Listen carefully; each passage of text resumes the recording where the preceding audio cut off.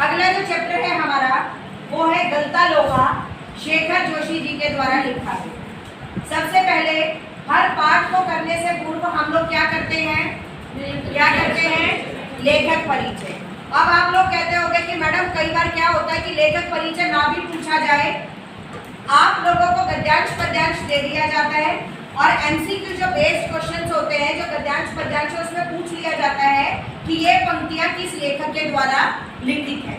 और बेटा वैसे भी आने वाले समय के लिए भी आप लोगों को लेखक परिचय, कवि परिचय का अगर ज्ञान होगा तो it will be helpful for you.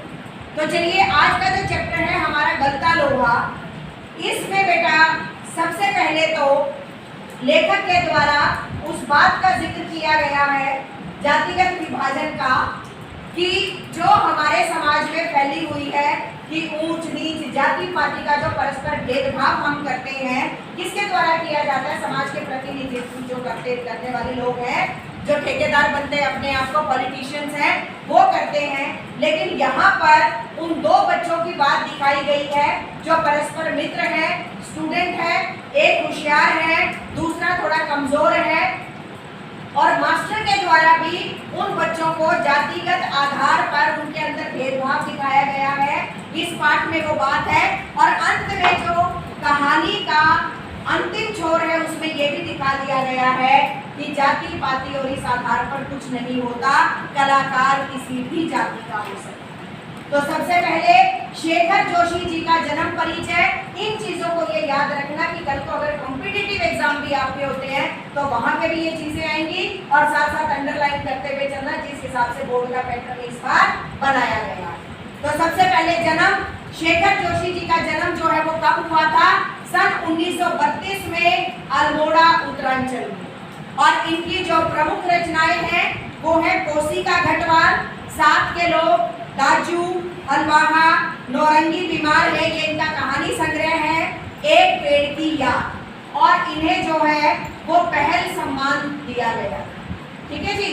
अब आता है इस कहानी का साक्ष्य हमारे सामने कि इस कहानी में लेखक ने क्या बताने का प्रयास किया है कि एक मेधावी किंतु निर्धन ब्राह्मण मोहन जो है वो किन परिस्थितियों के चलते हुए किस मनोदशा तक पहुंच जाता है, और वहीं पर एक धनराम लोहार जो है वो किस स्थिति पर पहुंच जाता है। इनका जिक्र किया गया है, उनके स्कूल का, उनके बचपन का, और कहीं ना कहीं समाज को ये संदेश भी दिया है कि व्यक्ति के लिए उसका काम और प्रोफेशन या जो व्यवसाय होता है वो महत्वपूर्ण होता है। मोहन के पैर अनायास ही शिल्पकार टोले की ओर मुड़ गए। उसके मन के किसी कोने में शायद धनराम लोहार के ऑफर की वह अनुगूंज शेष थी जिसे वह पिछले 3-4 दिनों से दुकान की ओर जाते हुए दूर से सुनता रहा। निहाई पर रखे लाल गरम लोहे पर पड़ती हथौड़े की थपथप आवाज, ठंडे लोहे पर लगती चोट, तो उठता ठनकता स्वर और निशाना साधने से पहले खाली निहाई पर पड़ती हथौड़ी की खनक, जिन्हें वह दूर से ही पहचान सकता है। जी हाँ, मोहन का जिक्र किया गया है कि वो शिल्पकार टोले पर पहुंच जाता है जहां उसे लोहे की आवाज सुनाई देती है। जो शिल्पकार थे, जो लोहार थे, वो अपने लोहे का काम जहां पर करते थे, मोहन उस तरफ चला जाता है। ये कहते हैं ना कि बैक स्टोरी होता है ना, ऐसा कि ये पीछे की स्टोरी के बारे में यहाँ पर जिक्र किया गया है कि पिछले दिनों की इन्हें याद आती है। तो जब मोहन का ये बड़े होने का जिक्र है कि जब अपने घर से वो शिल्पकार के टोले की ओर जाता है लंबे बेंट वाले हसुए को लेकर। अब बेटा ये जो हल आदि में प्रयोग होते हैं, किसान लोग इनको भली भांति समझ पाते हैं। कोई हसुए का जिक्र हुआ है जो खेती बाड़ी में काम आता है। हसुए को लेकर वह घर से इस उद्देश्य से निकला था कि अपने खेतों के किनारे उगाई कांटेदार झाड़ियों को काट छांट कर साफ कर रहे। अपने घर से निकला था वो काम करवाना। जी एक मिनट, शिल्पकार कोई भी होता है जो किसी भी चीज को आता है। हम अक्सर क्या कहते हैं, अगर सपोज कीजिए मैं भी एक शिल्पकार हूँ, अगर मैं अपने किसी बच्चे को कोई आकार देती हूँ, एक छोटा प्राइमरी टीचर जो अपने बच्चे को मतलब आकार देता है अच्छा बनने का, वो भी शिल्पकार है। ठीक है, एक अध्यापक भी शिल्पकार है, एक लोहार का काम करने वाला भी शिल्पकार है, एक सुनार का काम करने वाला भी शिल्पकार है। आकार तो दे ही रही। बेसिकली सिर्फ मूर्तिकार और शिल्पकार में अंतर, ठीक है, ये डिफरेंस। अपने खेतों के किनारे उगाए कांटेदार झाड़ियों को काट छाट कर साफ कराएगा। बूढ़े वंशीधर जी के बूते का अब यह सब काम नहीं रह गया। वंशीधर कौन, अंडरलाइन कर लीजिए एमसीक्यू पे, मोहन के पिता। यही क्या, जन्म भर जिस पुरोहिताई के बूते पर उन्होंने घर संसार चलाया था, पुरोहिताई बेटा पंडिताई का काम करते थे वो, वह भी अब वह कैसे कहाँ कर पाते हैं। यजमान लोग उनकी निष्ठा और संयम के कारण ही उन पर श्रद्धा रखते हैं, लेकिन बुढ़ापे का जर्जर शरीर अब उतना कठिन श्रम और व्रत उपवास नहीं झेल पाता। सुबह सुबह जैसे उससे सहारा पाने की नीयत से ही उन्होंने गहरा निश्वास लेकर कहा था, आज गणनाथ जाकर चंद्रदत्त जी के लिए रुद्री पाठ करना था, अब मुश्किल ही लग रहा है। यह 2 मील की सीधी चढ़ाई अब अपने बूते की नहीं, एकाक ना भी कहा जा सकता, कुछ समझ में नहीं आता। समझ गए, वंशीधर जी ने अपनी कमजोरी बताई कि मैं बुजुर्ग हो चला हूँ, पहले तो पुरोहिताई से जीवन का गुजर बसर करते थे, लेकिन अब वो कहते कि मेरे बस की बात नहीं रही, इतनी जाकर ऊपर चढ़ाई करनी, फिर उनके घर जाना, उनको पाठ करने जाना था, लेकिन वो अपनी व्यवस्था वहां पर बता रही थी। मोहन उनका आशय न समझता हो तो ऐसी बात नहीं, वो समझता था कि वो क्या कहना चाह रहे हैं कि अब ये काम करना शुरू कर दे, मेरे बस का नहीं है। लेकिन पिता की तरह ऐसे अनुष्ठान कर पाने का न उसे अभ्यास ही है और न वैसी गति, क्योंकि उनके पिता वो कहते हैं ना, बेटा करत करत अभ्यास जड़मती हो तो इंसान होता है ना, कि जैसे जैसे प्रैक्टिस में एक समय कि जैसे जैसे आप अभ्यास करोगे तो वैसे वैसे आपकी उस चीज में क्या कह सकते हैं हम, पारंगता बढ़ती जाती, ठीक है, आप उसमें निपुण हो जाते हैं। तो कहते मोहन को तो इतनी जानकारी नहीं थी ये सारे काम करने की, जिस प्रकार उसके पिताजी उस काम में अभ्यस्त थे। बातें सुनकर भी उसने उनका भार हल्का करने का कोई सुझाव नहीं दिया। उसने ये नहीं कहा कि मैं कर लूंगा आपकी जगह, अगर आपसे नहीं बन सकता। जैसे हवा में बात कह दी गई वैसे ही अनुत्तरित रहे, कि उन्होंने हवा में चलते चलते बात कह दी, तो उन्होंने भी तो संबोधित करके नहीं कहा ना, वैसे ही कह दिया सुनाने के लिए कि मुझसे ये सब नहीं होता, तो मोहन ने भी इसका कोई जवाब नहीं दिया। पिता का भार हल्का करने के लिए वह खेतों की ओर चला था, लेकिन हंसुए की धार पर हाथ फेरते हुए उसे लगा कि पूरी तरह कुंद हो चुकी है। कुंद माने क्या होता है बेटा, संकीर्ण हो चुकी है, तेजदार धार वो नहीं रही थी, उसकी धार खत्म हो चली। धनराम अपने बाएं हाथ से धोकनी फूंकता हुआ, धोकनी क्या होता है बेटा, जिसे आप लोकल भाषा में फूंकनी कहते हो, फूंक मारने वाली, ठीक है, धोकनी फूंकता हुआ दाएं हाथ से भट्टी में गर्म, और एक और बात, वो अंदर जो लोहे का जिसमें सामान नहीं पकाया जाता है उसको बोला गया है यहाँ पर धोकनी। वो आग जलाते हैं ना, लोहे को गर्म करते हैं तो लाल हो जाता है कि नहीं, पूरी तरीके से। फूंकता हुआ दाएं हाथ से भट्टी में गर्म होते लोहे को उलट पलट रहा था, और मोहन भट्टी से दूर हटकर एक खाली कनिस्तर के ऊपर बैठा उसकी कारीगरी को बाकी निगाह से देख रहा था। धनराम जो दोनों सहपाठी थे, ये धनराम लोहार जाति का था और वो ये काम कर रहा था, तो मोहन एक तरफ बैठा उसकी कारीगरी देख रहा था कि ये कैसे काम कर रहा था। मास्टर त्रिलोक सिंह तो अब गुजर गए होंगे, मोहन ने पूछा। त्रिलोक सिंह मास्टर का यहाँ पर जिक्र आया है, अंडरलाइन कर लीजिए, मास्टर का नाम क्या था पूछा जा सकता है, त्रिलोक सिंह जी। तो मोहन पूछता है धनराम को कि वो तो गुजर गए होंगे, कारण आगे कहानी में पता चलेगा, क्योंकि मोहन कुछ समय के लिए बाहर चला गया, लेकिन उसके साथ कुछ गलत ही हुआ। वे दोनों अपने बचपन की दुनिया में लौट आए। जब देखिए आगे ना बैक स्टोरी, अपने पुराने दिनों की यादों में लौट आए। धनराम की आंखों में एक चमक सी आ गई। मैं बोला मास्टर साहब भी क्या आदमी के लगा कि मास्टर साहब भी कैसे आदमी थे, अभी पिछले साल ही गुजरे, यानी कि धनराम मास्टर जी गुजर चुके थे। हाँ या ना में पूछा जा सकता है, याद रखना। सच कहूँ आखिरी दम तक उनकी छड़ी का डर लगा ही रहता था। दोनों हो करके फंस गए। कुछ क्षणों के लिए वे दोनों ही जैसे किसी बीती हुई दुनिया में लौट गए, समझ गए, अपने पिछले दिनों में चले गए। और देखना कभी आप लोग जब कामयाब होकर बात करोगे ना, कोई मिलेगा तो कहोगे देखो पूरे मैडम जी आती थी दंदन आती हुई, ठीक है, और ठंडा लेके अपना पीछे नोटबुक दिखाओ, खबर चढ़वाओ, ये करो वो करो, होता है ऐसा, हम भी याद करते हैं, ठीक है ना। गोपाल सिंह की दुकान से हुक्के का आखिरी कश खींचकर त्रिलोक सिंह स्कूल की चार दीवारी में उतरते हैं। गोपाल सिंह को भी अंडरलाइन कर लीजिए। कैसे अंदर आते थे, पहले क्या करते थे, गोपाल सिंह के हुक्के का कश लेने के बाद वो स्कूल में प्रवेश करते थे। थोड़ी देर तक धमा चौकड़ी मचाते, उठा पटक करते और बाज के पेड़ों की टहनियों पर झूलते बच्चों को जैसे सांप सूख गया होता है ऐसा। अब एकदम आप बोल कर रहा टीचर आ गया तो एकदम ऐसे हो जाते हैं इनसे शरीर को ही है, ठीक है। पहले और ज्यादा डर था, पहले के मास्टर और ज्यादा पिटाइयाँ करते थे। तो कहते कि जैसे मान लो बच्चों को सांप सूख जाता था, सारे एकदम शांत। बड़े स्वर में वह पूछते हैं, प्रार्थना कर ली तुम लोगों ने? पूछा बच्चों से। यह जानते हुए भी कि यदि प्रार्थना हो गई तो गोपाल सिंह की दुकान तक उनका संवेद स्वर पहुंचता ही त्रिलोक सिंह घूर घूर कर एक एक लड़के को देखते और फिर वही कड़कदार आवाज, मोहन नहीं आया क्या आज? क्योंकि बेटा वो उनका फेवरेट स्टूडेंट, पढ़ाई में इंटेलिजेंट, होशियार था, निगाह सिर्फ उसी के ऊपर। वो कहते ना मास्टर की निगाह दो जगह जाती है, तो सबसे नालायक है, सबसे होशियार। तभी कहते क्या तो बिल्कुल नालायक हो या होशियार, लेकिन मास्टर कहते हैं कि सब में होशियार हो, ठीक है, ताकि तुम्हारी पहचान अच्छे बच्चों में। चलिए पीछे कर लो, आंखों में इफेक्ट आता है बवाल, जैसे पीछे करके अपने बाल आंखों पे इफेक्ट आता है, नुकसान करते हैं, चश्मे जल्दी चढ़े। मोहन उनका चहेता शिष्य था। बीच में कट नहीं करना, ये रेगुलर चलते रहना बच्चों से जो भी मैं बात करूं। पुरोहित खानदान का कुशाग्र बुद्धि का बालक, पढ़ने में ही नहीं गायन में भी बेचैन, यानी कि वो गाता भी बहुत बढ़िया। त्रिलोक सिंह मास्टर ने उसे पूरे स्कूल का मॉनिटर बना रखा था। वही सुबह सुबह हे प्रभु आनंद दाता ज्ञान हमको दीजिए का पहला स्वर उठाकर प्रार्थना शुरू करता था। प्रार्थना के बोलों को भी अंडरलाइन कर लीजिए कि मोहन क्या गाता था। कुछ नहीं पता बेटा, क्या पूछ लिया जाए कि मोहन क्या गाता था। और 11th का पेपर भी डीएवी सीएमसी से आता है, हम लोग नहीं पता, अंडरलाइन कर लीजिए। और पूरे स्कूल का मॉनिटर कौन था? मोहन। मोहन को लेकर मास्टर त्रिलोक सिंह को बड़ी उम्मीदें थी। कक्षा में किसी छात्र को कोई सवाल न आने पर वही सवाल वे मोहन से पूछते और उनका अनुमान सही निकलता। मोहन ठीक ठाक उत्तर देकर उन्हें संतुष्ट कर देता और तब वे उस फिसड्डी बालक को दंड देने का भार मोहन पर डाल देते। होता है ना, हम कहते हैं हाँ भाई निकिता लिस्ट बना फटाफट कह देते हैं ना, और कह देते हैं जिन्होंने नहीं दी उनका कट कर देना।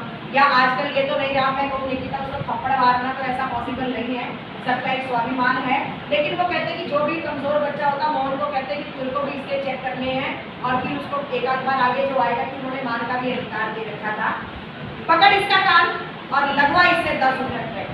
जो बच्चा फिसड्डी होता जो काम नहीं करता, मोहन को बोल देते कि चल इसका कान पकड़ और उठक बैठक लगवा, वे आदेश दे देते। धनराम भी उन अनेक छात्रों में से एक था जिसने त्रिलोक सिंह मास्टर के आदेश पर अपने हम जोली उसका अच्छा दोस्त था, ये हाथों कई बार बेच खाए थे और कान खिंचवाए, उसका दोस्त था। लेकिन फिर भी उन बच्चों में से था जो कई बार काम नहीं करते थे, फिसड्डी बच्चों में, और मोहन के हाथों बेच भी खाए थे और कान भी पकड़वाए थे, ठीक है। मोहन के प्रति थोड़ी बहुत ईर्ष्या रहने पर भी धनराम प्रारंभ से ही उसके प्रति स्नेह और आदर का भाव रखता था। मित्रता अच्छी थी कि कई बार होता है ना कि गुस्सा आ भी जाता है लेकिन फिर भी हम अपनी मित्रता नहीं तोड़ते हैं। तो क्या होता था उसके साथ, क्या होता था, उसको भी कई बार मार भी खा लेता था, तो ईर्ष्या भी होती थी कि क्या है, लेकिन फिर भी उसके प्रति एक आदर का भाव था, एक प्रेम का भाव था। इसका कारण शायद यह था कि बचपन से ही मन में बैठा दी गई जातिगत हीनता के कारण, क्योंकि मास्टर भी बात बात पे उसको यही कहता था कि तेरे को तो अपना जो है ये लोहे का काम करना है, जो आगे जिक्र आएगा। और धनराम ने कभी मोहन को अपना प्रतिद्वंदी नहीं समझा। होता है ना कंपटीटर कि मुझे इससे आगे जाना, मुझे इससे आगे, तो धनराम कहता था कि मैं तो इसके कंपटीशन में हुई नहीं कहीं, मैं तो इसका प्रतियोगी कहीं पर हुई नहीं, मुझे तो जो काम करना है वो करना है। तो कभी अपना प्रतिद्वंदी नहीं समझता था, अपना काम करता चलता। मैं इसे मोहन का अधिकार ही समझता रहा था कि भैया ये तो इसका अधिकार है, क्योंकि तो वो पंडित हो गया और ऊपर से मॉनिटर हो गया, इंटेलिजेंट था कि ये तो इसका काम है, इसको करने दो। बीच बीच में त्रिलोक सिंह मास्टर का यह कहना कि मोहन एक दिन बहुत बड़ा आदमी बनकर स्कूल का और उनका नाम रोशन करेगा, ऊंचा करेगा, धनराम के लिए किसी और तरह से सोचने की गुंजाइश नहीं रखता है। क्योंकि बात करता है ये जरूर कुछ करेगा। मास्टर भी कह देता मोहन स्कूल का नाम रोशन करेगा, बहुत बड़ा आदमी बनेगा, देख लेना। तो और तो कोई सोचता ही नहीं था कि भैया बार बार अक्सर ऐसा होता है ना। अब सपोज करो मान लो मैं कॉनी को कह देती हूँ, निकिता को कह देती हूँ, इनको कह देती हूँ, पूजा को कह देती हूँ, और ये जो बच्चियाँ बैठी हैं एक दो लड़कों को कह देती हूँ, और तो बच्चे पता क्या सोचते हैं, मैं ये कहती हूँ कि सब में मादा होते हैं सब कुछ करने का, कि यही कुछ करेंगे, तो दूसरा बच्चा सोचता है जब करना ही इनको हम बैठे। नहीं, ऐसा मत सोचना, सब बच्चे बहुत कुछ कर सकते हैं।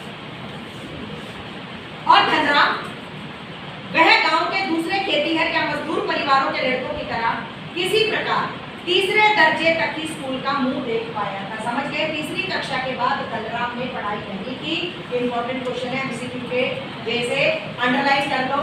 और आज एक और चीज बता देती हूँ बेटा आप लोगों को बीच में, कोई भी सब्जेक्ट का टीचर हो, एक बार स्कूल में हम जो बात बता रहे हैं, जो करवा रहे हैं, ध्यान से सुन लेना, घर जाके एक रिवीजन कर लेना, पेपर में करने की आवश्यकता नहीं पड़ेगी, रेक्टिफिकेशन करने की जरूरत नहीं पड़ेगी, चीजों को भूलोगे। जो चीज करवा रहे हैं ध्यान से करना, क्योंकि अब एमसीक्यूज भी करवाऊंगी, आगे टेस्ट सीरीज भी स्टार्ट होगी, हमारा ये खत्म होने वाला है मामला, नहीं भूलोगे। एक बार घर जाकर पढ़ लेना, एक बार स्कूल में ध्यान से। बाद में जो शरारतें करती है वो बच्चे ही करते हैं, हम बूढ़े होकर तो नहीं करेंगे, ठीक है ना? उनकी समस्या नहीं है, डिसिप्लिन में रहेंगे, कमेंट नहीं करना। और धनराम ये हो गया तीसरे दर्जे तक ही स्कूल का मुंह देख पाया था, सीधा सीधा सीधा मुकुल। और अच्छा है कि मम्मी को भी मैं ये वीडियो भेज दूंगी कि बीच में मैंने इसका जिक्र किया था, तो सुन लेना। त्रिलोक सिंह मास्टर कभी कभार ही उस पर विशेष ध्यान देते थे। एक दिन अचानक ही उन्होंने पूछ लिया था, धनवा तेरा का पहाड़ा सुना ले। कितने का पहाड़ा सुना था, इसको भी अंडरलाइन कर लो। कितने का पहाड़ा सुना था? 13 का। शायद मुझे भी नहीं आता होगा, तो मैं हिंदी 12 तक का पहाड़ा तो उसने किसी तरह याद कर लिया, लेकिन 13 का पहाड़ा उसके लिए पहाड़ हो गया। उसको 13 का पहाड़ा याद नहीं आता, और अक्सर ऐसा होता है जो चीज नहीं आती ना, इसमें मैं भी आ गई, ये बता रही हूँ। तो पता है ना तुम्हें तीसरा चैप्टर नहीं आता, तो मैं कहूँगी सुनाना जरा। एक बात है, ये हो जाता है, मास्टर को पता है कि इसको कोई याद नहीं हो रहा, तो बार बार कोई चीज पूछे ताकि वो याद हो जाए, गलत भावना से नहीं। 13 एकम 13, 13 दूनी 24, जबकि 12 दूनी 24 होता है, ये तो मुझे भी पता है। 13 दूनी 26, इतना मुझे भी याद है। सटा एक संटी, डंडी को बोला गया है, उसकी पिंडलियों पर मास्साब ने लगाई। ये मास्साब मास्टर साहब को बोला गया है, लगाई थी कि वह टूट गई, उसकी पिंडलियों पर जब मारी तो वो डंडी टूट गई। गुस्से में उन्होंने आदेश दिया, जा नाले से एक अच्छी मजबूत संटी तोड़कर ला, फिर तुझे 13 का पहाड़ा याद कराता। यानी कि 13 का पहाड़ा भी याद कराना था, तो वो संटी के बदले लेकर। त्रिलोक सिंह मास्टर का एक सामान्य नियम था, सजा पाने वाले को ही अपने लिए हथियार भी जुटाना होता था। मुझे अपने लिए वो डंडा लेकर आए, ठीक है? और जाहिर है बलि का बकरा अपने से अधिक मास्टर के संतोष को ध्यान में रखकर टहनी का चुनाव ऐसे करता जैसे वह अपने लिए नहीं बल्कि किसी दूसरे को दंडित करने के लिए चुनाव कर रहा। यानी कि वो भी मजबूत लाना था उसको, अपने लिए भी नहीं कि तू ही चुन के लाओ, टूट गया तो कैटरिंग है। धनराम की मंद बुद्धि रही हो, यानी कि कम बुद्धि, याद नहीं, मन में बैठा हुआ डर कि पूरे दिन घोटा लगाने पर भी उसे 13 का पहाड़ा याद नहीं हो पाया। तब देखो बेटा दोनों चीज हो सकती, या तो उसे वो याद नहीं हो रहा, दूसरी बात उसके मन में जो डर बैठा दिया गया था कि नहीं, मतलब कई बार बच्चे डर के कारण भी दब जाते हैं कि हमारे साथ ऐसा व्यवहार किया जाए, ठीक है? छुट्टी के समय जब माँ साहब ने उसे दोबारा पहाड़ा सुनाने को कहा, तो तीसरी सीढ़ी तक पहुंचते पहुंचते वो फिर लड़खड़ा गया। होता है ऐसा कि कई बार एक चीज याद हो करो, बार बार होती नहीं है, होता है कि नहीं? अगर आप मेरे को आज साइन कॉस थीटा के सवाल यहाँ निकाल के बोलोगे ना, एक बार समझा के कि मैडम निकाल लो, मैं नहीं निकाल सकती। एक बार अगर मुझे बता भी दिया, मुझसे नहीं हो पाएगा, ऐसा होता है। ये देखो दोनों साइन है, ये अच्छा भी होता है ना, और ये जीरो भी होता है, ठीक है?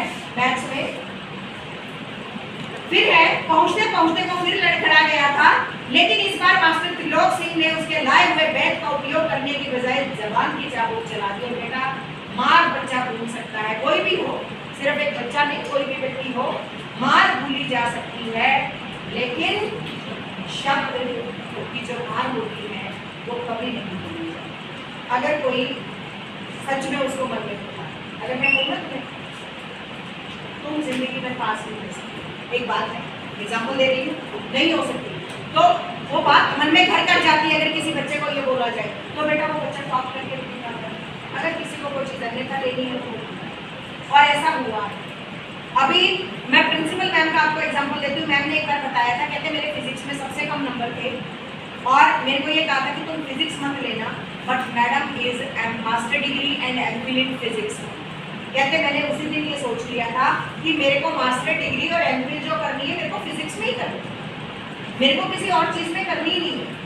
तो देखो उनको कहाँ ये चीज वो हो गई कि 12th में कम नंबर आए कोई बात नहीं, लेकिन फिर भी करनी किसमें है, फिजिक्स में करनी है। उन्होंने अपना एक ध्येय बना लिया। तो मैं भी यही चाह रही हूँ, किसी को डांट के लिए कहती ना कर नहीं सकता वो करके दिखाना, समझ गए, उसको इंस्पिरेशन के तौर पे आपको लेना। फिर कहता है तेरे दिमाग में तो लोहा भरा है रे, विद्या का ताप कहाँ से लगेगा। इन शब्दों को अंडरलाइन कर लो कि मास्टर ने क्या कहा था कि तू तो लोहार का बच्चा है, तेरे दिमाग में तो लोहा भरा है, तुझे विद्या कहाँ से आएगी। अपने थैले से 5-6 धरातियां निकालकर उन्होंने धनराम को धार लगाने के लिए और दे दी कि ले जा इनको धार लगवा लाना। डांट भी दिया, जुबान का चाबुक भी लगा दिया, उसको दे दिया कि जा अपने घर से ये काम करवा के लाना। धनराम को धार लगाकर लाने के लिए किताबों की विद्या का ताप लगाने का सामर्थ्य धनराम के पिता की नहीं।